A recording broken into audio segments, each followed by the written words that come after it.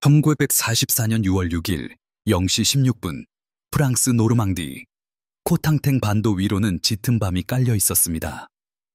마치 살아있는 듯 영불 해협에서 밀려온 해안 안개는 주변을 온통 집어삼키고 있었죠. 상병 클라우스 짐머만은 생메르 에글리즈 근처에 경계 초소에 서 있었습니다. 초여름이었지만 발바닥까지 스며드는 한기에 장화를 쿵쿵 구르며 몸을 녹였죠. 어둠은 모든 소리를 삼키는 듯 절대적이었고 생울타리 속 작은 바스락거림조차 위협처럼 느껴지는 그런 밤이었습니다.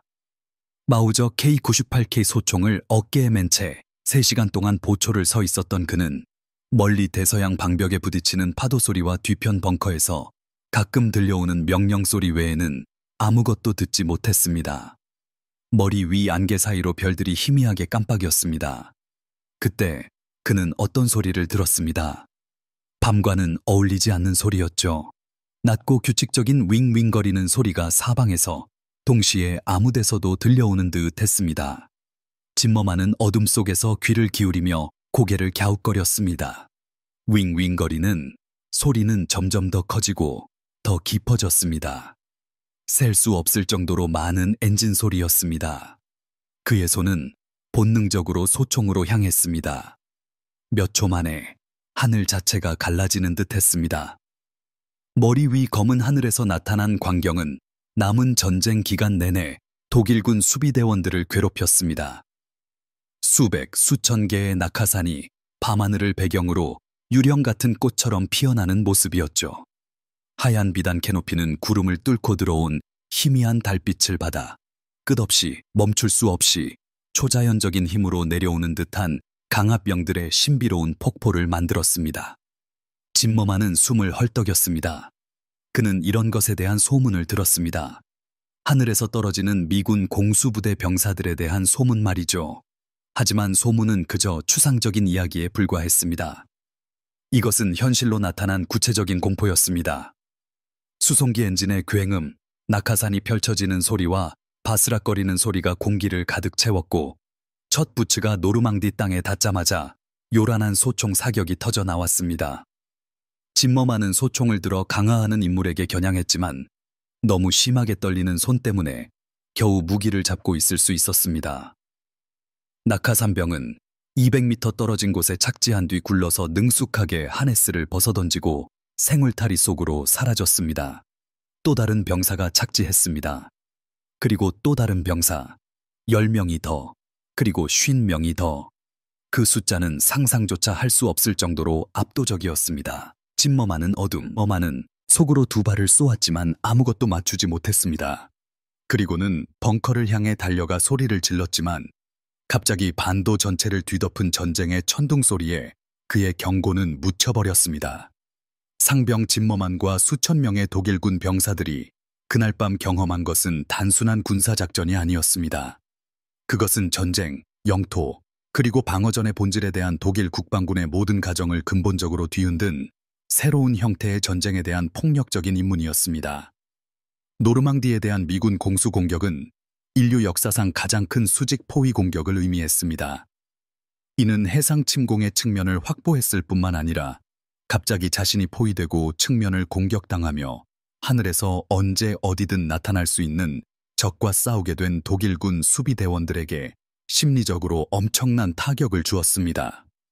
미군 공수작전이 독일군에게 미친 심오한 심리적 영향을 이해하려면 먼저 1939년 이후 유럽 전쟁을 지배했던 독일의 군사교리를 이해해야 합니다. 독일 국방군은 정역전, 즉 번개처럼 빠른 전쟁의 기술을 완성했습니다. 이는 속도, 기계화된 기갑부대, 그리고 근접 항공 지원을 통해 적진을 돌파하고 방어부대가 반응하기도 전에 포위하는 것을 강조했습니다. 독일의 전술적 우위는 전력 집중 원칙, 즉 공격 지점을 선택하고 조직적인 폭력으로 압도하는 원칙 위에 세워졌습니다. 이 교리의 방어적 결과도 분명했습니다. 방어선을 구축하고 상호 연결된 사격구역을 만들어 적군이 독일군의 뛰어난 훈련과 장비가 우위를 점할 수 있는 준비된 진지를 공격하도록 강요하는 것이었습니다. 이것이 독일군이 이해한 전쟁 방식이었습니다. 이것이 그들이 훈련받은 전쟁 방식이었습니다. 그리고 이것이 피할 수 없는 연합군의 침공이 왔을 때 그들이 맞서게 될 것이라고 믿었던 전쟁 방식이었습니다. 대규모 공수공격의 개념은 이러한 가정을 완전히 산산조각 냈습니다. 낙하산병들이 밤하늘에서 방어선 뒤로 강화했을 때 전선 전쟁의 모든 원칙은 구식이 되었습니다. 더 이상 전선은 없었습니다. 안전한 후방지역도 없었습니다. 안전한 보급로도 없었습니다. 모든 생울타리가 미군 병사들을 숨길 수 있었습니다. 모든 농가가 요새가 될 수 있었습니다. 모든 도로가 사륙지대가 될 수 있었습니다. 전쟁의 수직적 차원은 독일군 지휘관들이 제대로 준비한 적이 없는 수준의 전술적 불확실성을 가져왔습니다. 물론 정보 보고서는 연합군의 공수 능력을 경고했습니다. 독일군 군사 참관자들은 1930년대 소련의 공수 실험을 연구했습니다. 그러나 적군이 공수부대를 보유하고 있다는 것을 아는 것과 한밤중에 수천 명의 중무장한 병사들이 방어구역으로 강화하여 통신을 교란하고 다리를 점령하며 안전해야 할 후방지역을 혼란스러운 전장으로 바꾸는 것을 직접 경험하는 것은 완전히 다른 이야기였습니다. 독일 고위사령부는 미군 공수작전의 규모와 정교함을 근본적으로 오해했습니다.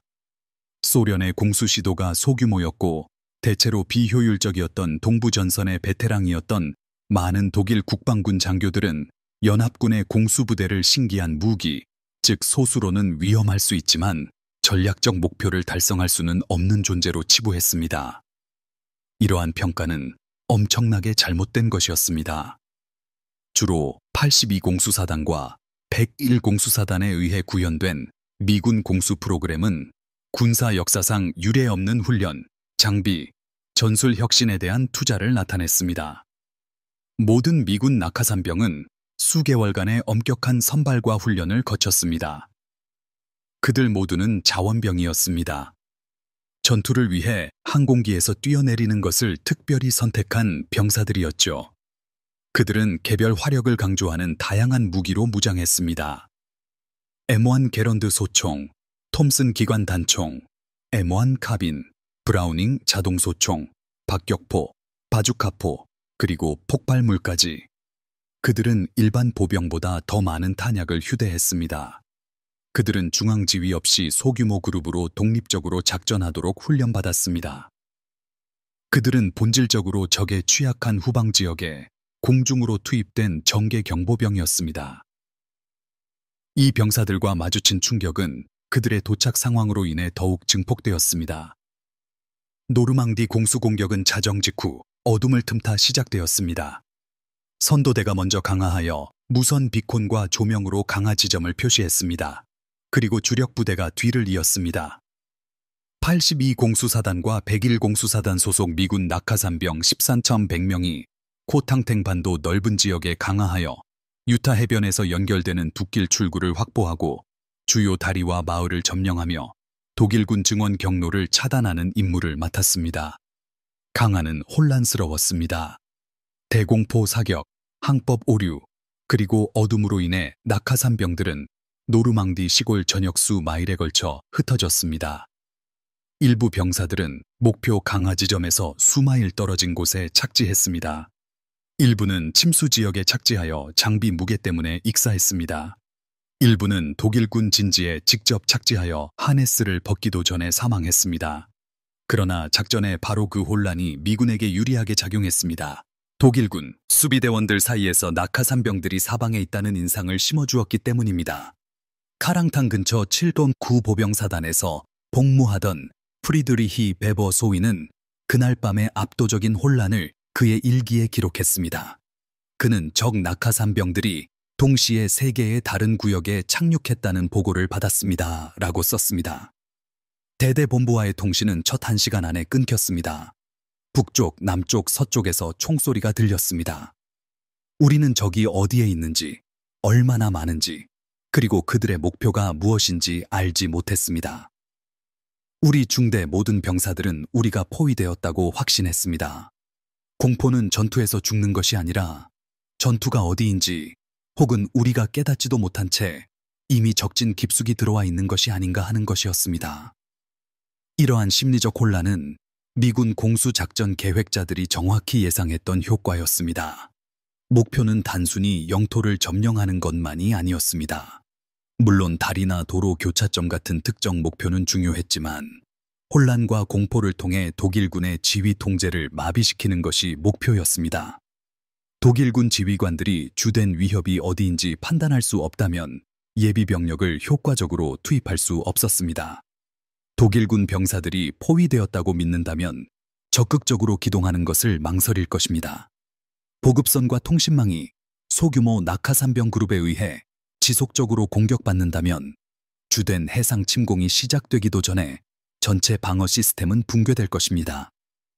이것은 심리전의 한 형태로서의 전쟁이었고 공수부대에 의해 만들어진 불확실성이 그들의 실제 전투 효율성을 여러 배로 증폭시켰습니다. 그 혼란스러운 첫 몇 시간 동안 미군 낙하산병들과의 교전에서 살아남은 독일군 병사들은 미군의 군사 능력에 대한 자신들의 기대를 뒤엎는 경험을 일관되게 보고했습니다.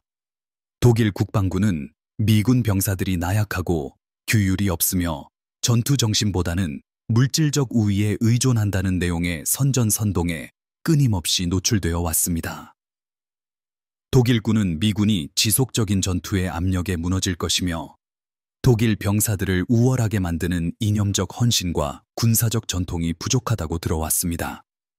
노르망디의 강화한 낙하산병들은 이러한 환상을 잔인할 정도로 효율적으로 산산조각냈습니다. 이들은 마지못해 징집된 병사나 주둔군이 아니었습니다.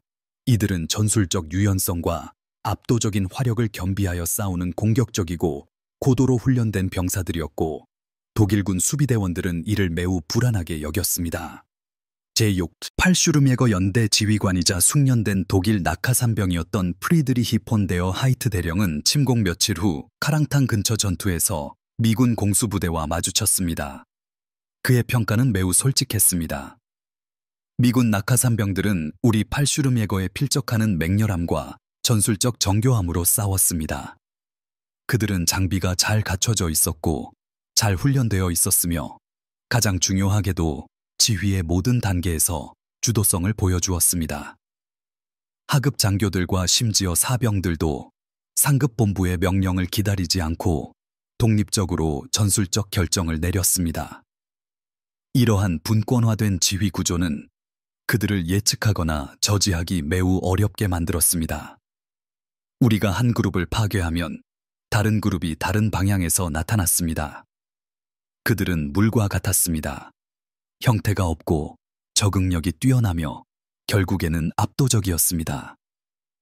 이 평가는 전쟁 내내 결정적인 영향을 미칠 군사 문화의 근본적인 차이를 강조했습니다.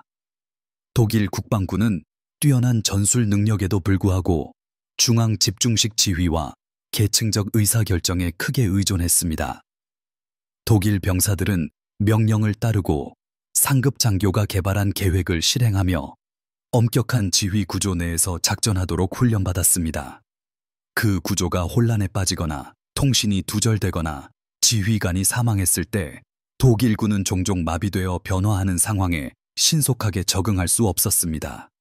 반대로 미군 낙하산병들은 현대 군사 이론가들이 임무형 지휘 전술이라고 부르는 방식으로 훈련받았습니다. 그들은 전반적인 목표를 이해했고 적절하다고 판단되는 모든 수단을 통해 이를 달성할 권한이 부여되었습니다. 만약 부대와 분리되면 그들은 마주친 다른 낙하산병들과 즉석에서 그룹을 형성했습니다. 만약 주요 목표를 달성할 수 없다면 그들은 기회가 되는 목표를 공격했습니다. 이러한 유연성 덕분에 그들은 놀라울 정도로 회복력이 강하고 예측 불가능했습니다.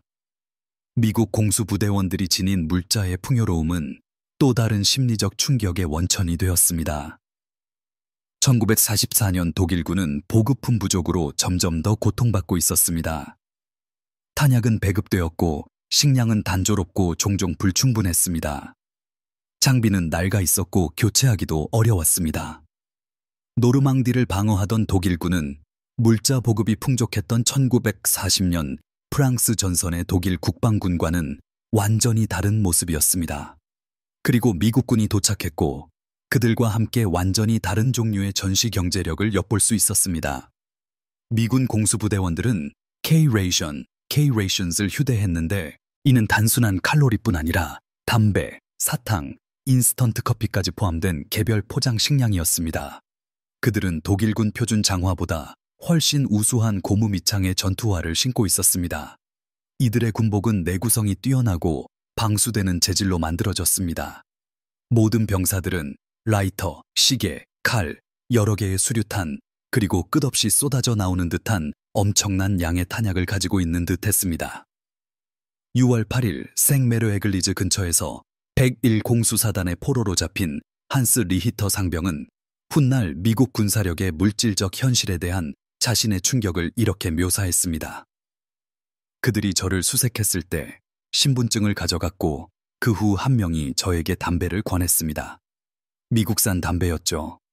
저는 그런 담배를 몇 달 동안 보지 못했습니다. 그러고 나서 통조림 고기와 비스킷, 초콜릿 같은 음식을 주었습니다. 저는 그들이 장교인 줄 알았습니다. 우리 군에서는 장교들만이 그런 사치를 누릴 수 있었으니까요. 하지만 그들은 저와 같은 일반 사병들이었습니다. 나중에 집결지로 이송되었을 때 저는 낙하산으로 떨어지는 보급품 상자들을 보았습니다. 식량, 탄약, 의료품, 모든 것이 풍부하게 말이죠. 그때 저는 우리가 군대와 싸우는 것이 아니라는 것을 깨달았습니다. 마치 우리가 마지막 탄약을 배급하듯이 하늘에서 보급품을 아무렇지 않게 떨어뜨릴 수 있는 산업거인과 싸우고 있었던 겁니다. 이러한 물자의 풍요로움은 우연이 아니었습니다. 이는 미국의 산업력과 군수 철학이 의도적으로 만들어낸 결과였습니다. 미국은 세계 최대의 경제력을 가진 채 전쟁에 돌입했으며 즉시 그 어떤 나라도 달성한 적 없는 규모로 군사 생산의 일을 재할당했습니다. 미국 공장들은 항공기, 차량, 무기 및 보급품을 상상을 초월하는 규모로 생산했습니다. 더 중요하게는 미군 군사교리는 병사들이 잘 먹고 잘 갖추고 보급선이 자신들을 지탱할 것이라고 확신할 때 가장 잘 싸운다는 점을 강조했습니다. 독일 선전에서 주장했듯이 이것은 나약함이 아니었습니다. 이는 전력을 증강시키는 요소였죠. 잘 보급된 병사는 굶주리고 장비가 열악하며 보급이 불확실한 병사보다 더 오래 싸우고 더 많은 위험을 감수하며 좌절로부터 더 빨리 회복할 수 있었습니다.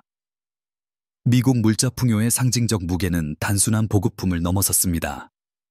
이는 두 군사체계, 그리고 나아가 두 이념 사이에 근본적인 철학적 차이를 나타냈습니다. 독일군은 특히 1944년에 이르러서는 부족, 희생, 그리고 의지의 철학 아래에서 운영되었습니다.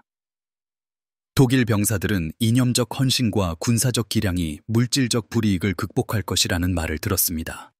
그들은 고난을 견디고 부족한 것으로 버티며 우월한 투지로 이를 만회할 것으로 기대되었습니다. 이러한 철학은 독일의 전술적 우위가 물질적 한계를 상쇄할 수 있었던 전쟁 초기에 어느 정도 효과를 발휘했습니다. 하지만 1944년에 이르러 전술적 능력과 압도적인 물질적 우위를 모두 갖춘 적들과 마주하자 희생의 철학은 힘이라기보다는 패배를 정당화하는 논리처럼 보이기 시작했습니다. 미군 병사들은 그 반대되는 철학을 대표했습니다. 풍요로움, 실용주의, 그리고 산업력이 군사력의 근간이라는 믿음이 그것이었습니다. 그들은 불필요하게 희생하라고 요구받지 않았습니다. 고난 자체가 고귀하다고 듣지도 않았습니다. 그들은 최고의 무기와 가장 많은 보급품, 그리고 가장 명확한 지시를 받았습니다. 즉, 물질적 우위를 사용하여 최소한의 사상자로 임무를 완수하라는 것이었습니다. 이것이 바로 전쟁 중인 민주주의였습니다. 시민들에게 무의미한 죽음을 요구하는 대신 효과적으로 싸우고 고향으로 돌아갈 수 있도록 자원을 지원하는 것이죠. 미국의 방종이 그들의 약점이 될 것이라고 들었던 독일 병사들에게 이러한 철학을 실제로 마주하는 것은 엄청난 사기 저하를 가져왔습니다. 노르망디의 공수작전이 독일군이 미군 공수부대원들을 처음 마주한 것은 아니었지만 이처럼 대규모적이고 강렬하게 경험한 것은 처음이었습니다. 시칠리아와 이탈리아에서의 이전 접전들은 일부 독일 국방군 부대에 미군 공수 능력에 대한 예고편을 제공했지만 그 작전들은 규모가 작고 성공률도 낮았습니다. 노르망디 상륙작전의 공수 강화는 그 규모와 영향력 면에서 달랐습니다. 최초 강에 1만 3천 명이 넘는 공수부대원들이 참여하고 이어서 글라이더를 이용한 보병들이 추가로 투입되면서 독일 방어군이 가용 병력으로는 도저히 해결할 수 없는 전술적 문제들이 발생했습니다. 모든 교차로, 모든 다리, 모든 마을이 잠재적인 전투 지점이 되었습니다. 독일군 부대들은 아군이 어디서 끝나고 적군이 어디서 시작되는지 불확실한 채 사방에서 동시에 전투를 벌이는 자신을 발견했습니다. 생메르 에글리즈 산테 메르 에글리스 마을은 공수 공격의 혼돈과 공포를 상징하는 마을이 되었습니다. 505 공수보변견대 소속 공수부대원들은 6월 6일 자정 직후 마을 안팎에 직접 착륙했습니다. 일부는 마을 광장에 착륙했는데 불타는 건물 때문에 독일 방어군의 표적이 되어 환히 비춰졌습니다. 다른 이들은 주변 들판에 착륙하여 빠르게 마을로 이동했습니다. 생메르 에글리즈 전투는 몇 시간 만에 끝났지만 공수 공격이 주는 심리적 충격을 극명하게 보여주었습니다. 이미 지역 전반에 걸친 공수 부대원 보고로 초조해하던 독일 방어군은 자신들이 안전한 후방 지역이라고 믿었던 곳의 한가운데에 예고 없이 나타난 적과 싸우게 된 것입니다. 새벽이 되자 생메르 에글리즈는 미군의 손에 들어왔고 D-Day에 해방된 첫 프랑스 도시였습니다. 지역 독일군은 실제로 주둔했던 병력보다 훨씬 더 큰 병력에 맞서고 있다고 확신하며 전면 후퇴했습니다. 공수부대 규모를 과대평가하는 이러한 경향은 노르망디 독일군 보고서에서 일관된 패턴이었습니다. 한두 개 소대의 미군 공수부대원들과 마주친 병사들은 종종 중대 또는 대대 규모의 부대와 맞닥뜨렸다고 보고했습니다. 예상치 못한 방향에서 포위당하고 공격받는 심리적 효과는 방어군이 추정치를 극적으로 부풀리게 만들었습니다.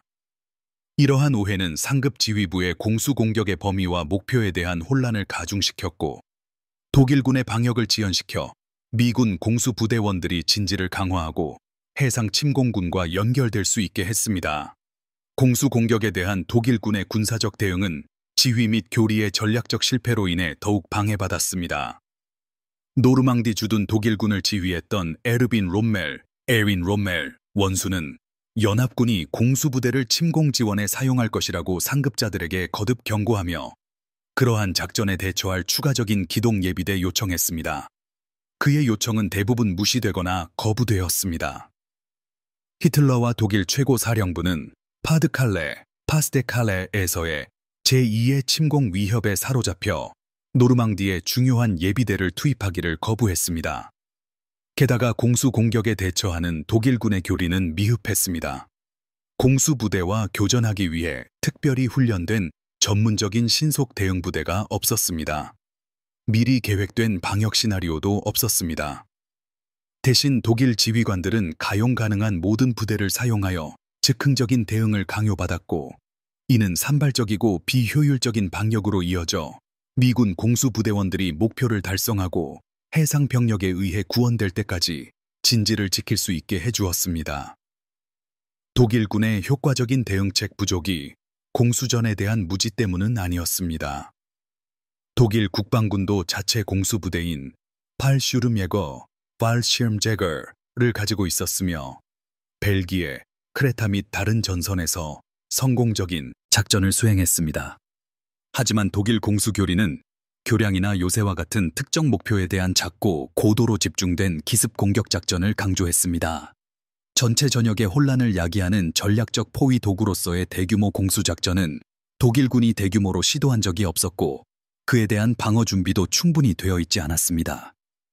크레타 작전은 주된 목표에서는 성공적이었지만 독일 공수부대원들 사이에서 너무 많은 사상자를 내어 히틀러가 향후 대규모 공수 공격을 금지하게 만들었습니다. 결과적으로 공수전에 대한 독일군의 군사적 사고는 대규모 강화는 너무 비용이 많이 들고 실행하기 어렵다는 가정에 갇혀 있었습니다. 미국은 이 가정이 재앙적으로 틀렸다는 것을 증명했습니다.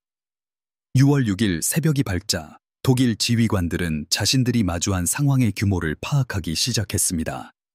코탕탱 반도 전역에서 들려오는 무전 보고는 조직적인 혼란이 벌어지고 있음을 알렸습니다. 교량이 점령되고 도로가 차단되며 보급 수송대가 기습 공격을 받고 통신선이 끊어졌습니다. 해변에서 해상 침공을 저지할 것으로 예상되었던 방어망이 안에서부터 무너지고 있었습니다. 91 공수사단장 빌헬름 팔리, 윌헬m 팔리, 육군 중장은 이른 아침 지휘소로 서두르던 중 미군 공수부대원들에게 피살되었습니다. 그는 D-Day 독일군 사상자 중 최고위직 중 한 명이었으며 공수 공격이 독일군의 지휘 및 통제를 얼마나 철저히 방해했는지를 극명하게 보여주는 사례였습니다. 지상의 독일 병사들에게 미군 공수부대원들과의 전투 경험은 처음의 충격에서 마지못한 존경심을 거쳐 절망에 가까운 감정으로 바뀌어 갔습니다. 이들은 선전에서 묘사되던 미국인들, 나약하고 동기부여가 없고 장교의 지시 없이는 아무것도 하지 못하는 이 아니었습니다. 이들은 빠르게 적응하고 공격적으로 싸우며 고갈되지 않는 탄약과 투지를 지닌 듯한 전문 병사들이었습니다. 독일군의 모든 전술적 승리, 일시적으로 점령된 모든 미군 진지 뒤에는 다른 방향에서 나타나 새로운 강도로 공격하는 또 다른 공수부대원들이 뒤따랐습니다. 소모전의 계산은 공격자에게 유리했습니다. 매시간 미군 해상 병력이 상륙하여 공수부대를 보강하는 반면 독일군은 중요한 증원군이 없었고 끊임없는 전투로 서서히 소모되고 있었습니다. 독일인의 상상 속에서 미군 공수 전력을 대표하게 된 상징적인 물건은 무기나 장비가 아니라 바로 낙하산 그 자체였습니다. 노르망디의 들판과 울타리, 나무와 건물에 흩뿌려진 흰색, 실크 캐노피들은 독일 병사들이 대처할 준비가 되지 않은 새로운 종류의 전쟁을 예고하는 전조가 되었습니다. 독일군 병사들이 하늘에서 낙하산을 보았을 때 그들은 전술 상황이 예측 불가능해질 것이며 후방 지역은 더 이상 안전하지 않고 자신들이 준비했던 견고한 방어선이 위에서부터 우회될 것이라는 것을 알았습니다. 낙하산은 미국의 영향력, 미국의 혁신, 그리고 전략적 목표를 달성하기 위해 새롭고 두려운 방식으로 병사들을 위험에 빠뜨리려는 미국의 의지를 상징했습니다. 1944년 6월 초 노르망디에서 독일군 방어 병력들 사이에서 일어난 심리적 변화는 즉각적인 전술적 상황을 훨씬 뛰어넘는 것이었습니다. 많은 독일 병사들, 특히 동부 전선에서만 복무하다가 능력이 떨어지는 적들을 상대로 더 쉬운 임무가 주어질 것이라는 약속과 함께 서부로 전출된 병사들에게 있어 미군 공수부대와의 조우는 전쟁의 결과에 대한 그들의 인식을 근본적으로 바꾼 충격적인 깨달음이었습니다. 동부 전선에서 독일 병사들은 자신들이 전술적 기술보다는 수적 우위에 의존하는 슬라브 부족과 싸우고 있다고 스스로에게 말할 수 있었습니다. 노르망디에서는 유능하긴 하지만 소련군의 광신적인 면은 부족한 주로 영국군을 상대하고 있다고 스스로에게 말할 수 있었습니다. 하지만 미군 공수부대원들의 등장은 이러한 안일한 환상을 산산조각냈습니다. 여기에 서구의 병사들이 있었습니다. 이들은 이념적 광신도나 징집된 대중이 아닌 민주주의적인 자원병이었는데 독일 국방군이 투입할 수 있는 그 어떤 것과도 견줄만 하거나 그 이상인 기술적 우위, 전술적 유연성, 그리고 공격적인 투지를 결합하여 싸웠습니다. 동부 전선과 노르망디에서 모두 참전했던 하사, 베르너 코르텐하우스는 나중에 연합군 정보부에 의해 가로채진 편지에서 이렇게 썼습니다. 우리는 수년 동안 미국인들이 나약하고 압력에 무너질 것이며 편안함을 추구하는 성향 때문에 전쟁에 부적합하다고 들어왔습니다. 그러다 공수부대원들이 나타났습니다. 그들은 밤의 하늘에서 악마처럼 내려왔습니다. 그들은 제가 어떤 전선에서 만난 병사들보다도 잘 싸웠습니다. 그들은 우리가 꿈만 꾸던 장비를 가지고 있었습니다. 그리고 그들은 바다와 하늘에서 끊임없이 보강되며 계속해서 몰려왔습니다. 하늘에서 우리를 포위할 수 있고 무한한 보급품을 가졌으며 우리가 독점적으로 가졌다고 생각했던 기술로 싸우는 적을 어떻게 우리가 물리쳐야 할지 모르겠습니다. 저는 처음으로 우리가 이 전쟁에서 질 수도 있다고 생각합니다.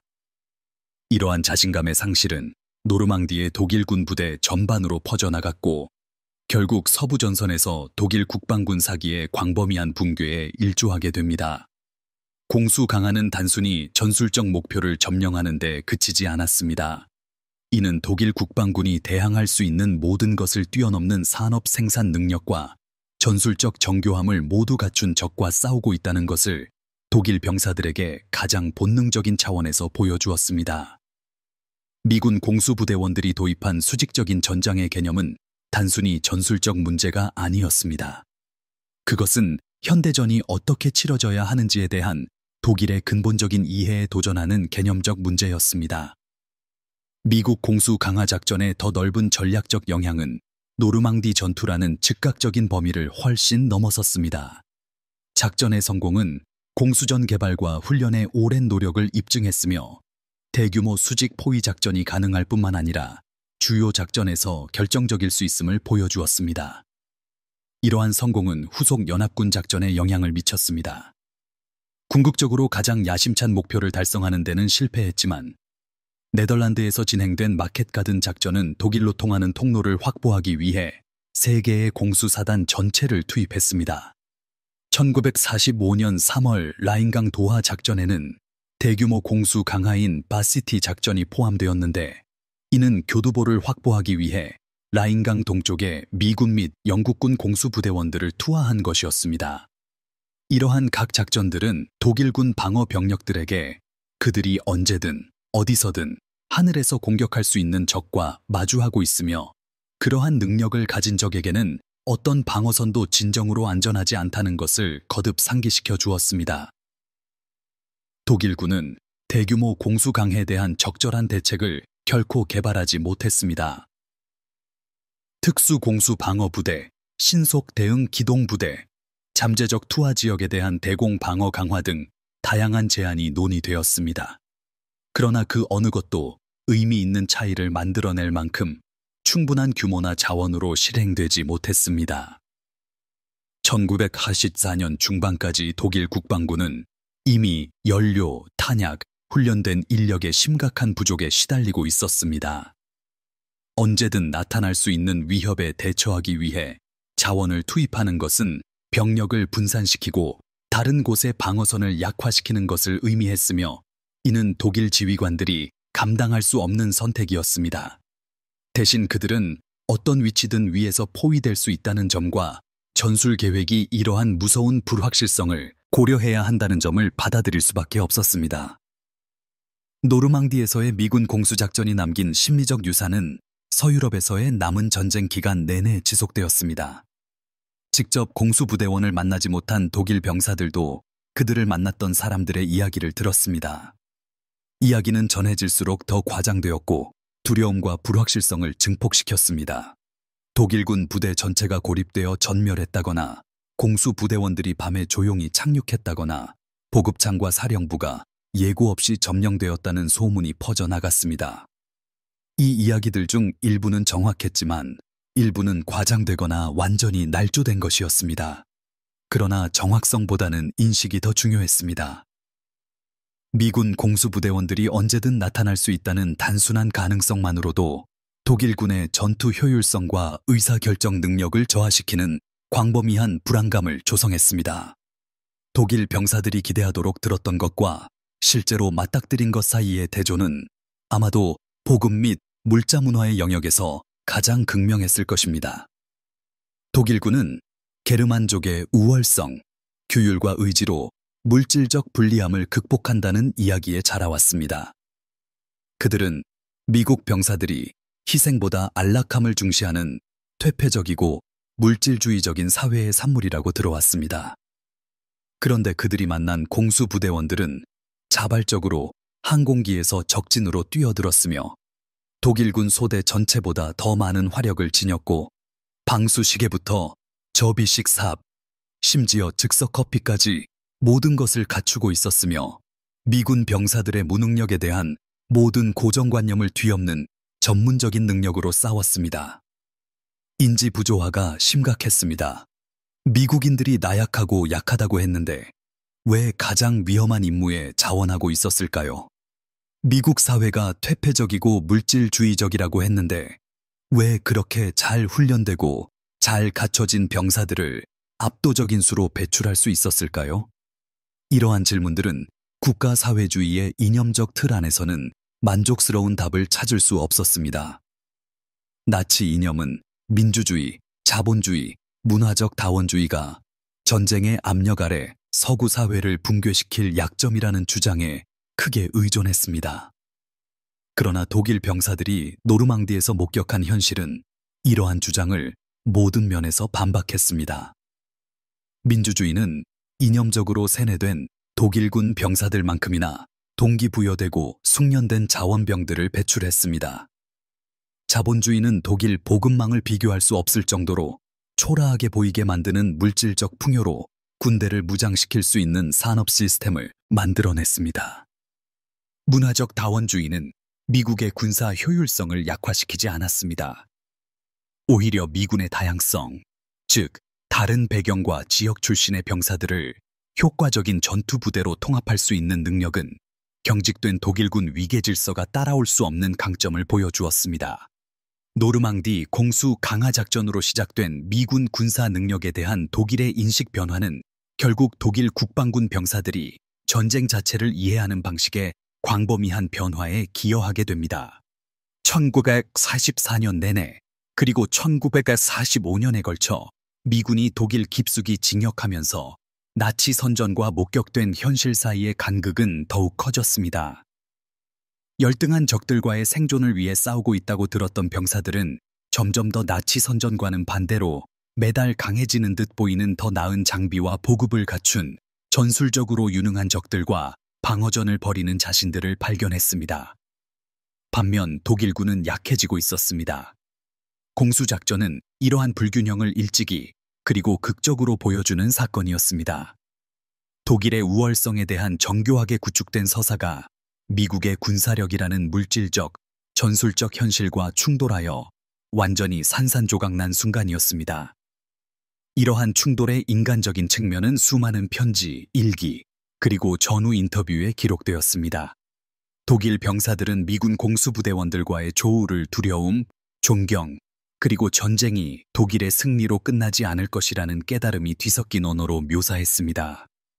그들은 밤하늘을 가득 채우는 항공기 엔진 소리, 죽음의 꽃처럼 피어나는 낙하산의 모습, 안전하다고 믿었던 지역에서의 갑작스러운 전투의 충격을 묘사했습니다. 그들은 미군의 풍부한 보급품, 미군 병사들의 공격적인 전술, 죽일 수는 있지만 결코 수가 줄어들지 않는 듯 보이는 적에 끊임없는 압박을 묘사했습니다. 무엇보다 그들은 언제든 어디서든 위에서 나타날 수 있는 적, 즉 독일군이 한때 시도했다가 값비싼 대가를 치르고 대부분 포기했던 전쟁의 한 차원을 마스터한 적과 싸워야 한다는 심리적 부담을 묘사했습니다. 제2차 세계대전사의 큰 흐름 속에서 노르망디에 대한 미군 공수 강화는 연합군 승리 서사에서 특정한 위치를 차지합니다.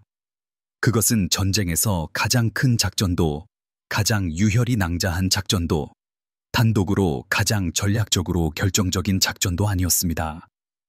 그러나 그것은 앞으로 수세대 동안 미국의 전쟁 방식을 정의할 미국의 혁신, 훈련, 산업 생산 능력, 그리고 전술 교리의 정점을 보여주었습니다. 새로운 기술과 전술에 투자하고 전개 부대를 훈련시키고 위험도 높은 작전에 투입하며 병사들에게 최고의 장비를 제공하고 목표 달성을 위한 주도성을 믿어주는 이러한 미군 문화의 특징들이 1944년 6월 6일 노르망디의 밤하늘 위에서 여실히 드러났습니다. 어둠 속에서 낙하하는 낙하산들을 목격한 독일 병사들에게 그 경험은 즉각적인 전술적 상황을 넘어선 방식으로 변화를 가져다 주었습니다. 그들은 자신들의 훈련과 이념이 적과 자신들에 대해 가르쳐온 모든 것을 반박하는 증거에 직면했습니다. 그들은 자신들이 세계에서 가장 발전된 군사력이며 프로이센 군사 전통과 국가 사회주의 이념적 열정을 계승했다고 믿었습니다. 그들은 적들이 약하고 물질적 우위에 의존할 뿐 전투 정신과 전술적 정교함이 부족하다고 믿었습니다. 노르망디의 강화한 공수부대원들은 이러한 믿음이 치명적으로 틀렸음을 증명했습니다. 그들은 민주주의가 어떤 전체주의 국가 못지않게 유능한 전사들을 배출할 수 있음을 증명했습니다. 그들은 산업적 풍요가 약점이 아니라 심오한 군사적 이점임을 증명했습니다. 그들은 미군 병사들이 적절한 훈련과 장비를 갖추면 독일 국방군이 투입할 수 있는 어떤 것과도 견줄 만하거나 그 이상인 투지와 기술로 싸울 것이라는 것을 증명했습니다. 6월 6일 이후 노르망디 시골 곳곳에 흩어진 하얀 실크 낙하산들은 새로운 현실에 대한 말없는 증거가 되었습니다. 독일 병사들은 이 낙하산들을 수거하여 때로는 실용적인 목적으로 사용하기도 하고 때로는 그저 자신들의 이해력이나 통제력을 넘어선 전쟁의 상징으로 바라보기도 했습니다. 각 낙하산은 자발적으로 항공기에서 적진으로 뛰어들어 자신의 무게에 해당하는 장비와 탄약을 짊어지고 최소한의 지휘 체계로 소규모 부대에서 싸우며 전통적인 보병 공격으로는 훨씬 더 많은 인명 피해를 감수해야 했을 목표들을 달성한 병사 한 명 한 명을 상징했습니다. 각 낙하산은 수년 동안 독일 국방군 사기를 지탱해온 미국의 나약함과 독일의 우월성이라는 서사에 대한 반박이었습니다. 이 이야기의 에필로그는 단순히 군사 역사서에만 기록된 것이 아니라 살아남은 이들의 기억과 회상 속에 새겨져 있습니다. 노르망디에서 미군 공수부대를 마주했던 독일군 참전 용사들은 그 기억을 평생 간직했습니다. 많은 이들은 그 순간을 전쟁에서 패배했음을 직감한 때라고 이야기하곤 했습니다. 비록 그 후에도 몇 달 또는 몇 년간 의무감, 두려움 혹은 단순한 생존 본능으로 계속 싸웠지만 말이죠. 하늘을 가득 메운 낙하산을 보고 어디에나 있는 듯 하면서도 어디에도 없는 적과 싸우며 미군의 물적, 전술적 실체와 마주했던 그 만남의 심리적 충격은 독일의 승전과 패전 사이, 자신감과 절망 사이, 이념과 현실 사이의 전환점이 되었습니다. 노르망디 공중 강화 작전의 연기와 혼돈 속에서 드러난 더 큰 진실은 이것이었습니다. 전쟁은 새로운 차원에 진입했고 그 차원을 장악한 국가는 용기, 이념 또는 단순한 전술적 기술만으로는 극복할 수 없는 우위를 점하게 된다는 것이었죠. 수직적인 전장은 단순히 전술의 문제가 아니었습니다. 그것은 산업 역량, 기술 혁신, 훈련 인프라, 그리고 군사 문화의 문제였습니다. 미국은 이 모든 것을 풍부하게 가지고 있었습니다. 1944년의 독일은 경쟁에 필요한 이 어떤 것도 충분히 갖추지 못했습니다. 노르망디로 강화한 낙하산들은 단순한 병사들이 아니었습니다.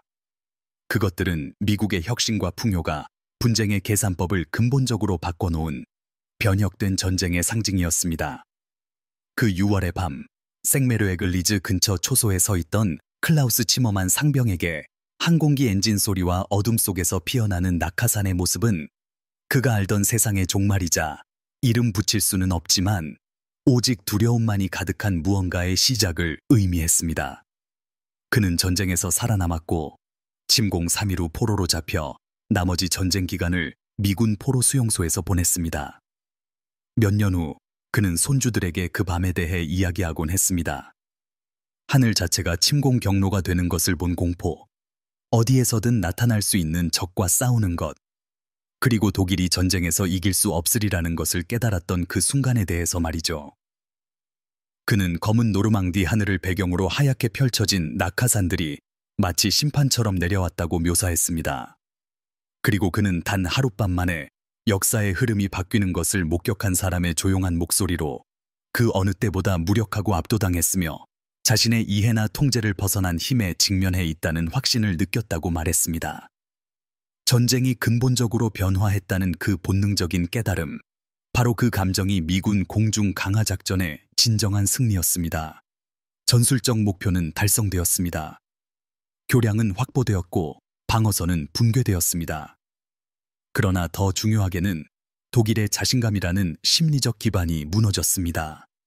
우월한 의지와 전술로 물적 불리함을 극복할 수 있다는 생각은 망상으로 드러났습니다. 서방의 약점이라는 서사는 산산조각 났습니다. 그리고 그 자리를 차지한 것은 산업적 역량과 전술적 정교함을 모두 갖춘 적이 자비나 주저함 없이 사용할 수 있는 하늘 자체가 무기가 되었다는 끔찍한 확신이었습니다. 노르망디 상공의 하얀 낙하산들은 단순한 비단과 끈이 아니었습니다. 그것들은 미국의 힘, 미국의 혁신, 그리고 새롭고 파괴적인 방식으로 전쟁을 치르겠다는 미국의 결의를 가시적으로 보여주는 것이었습니다.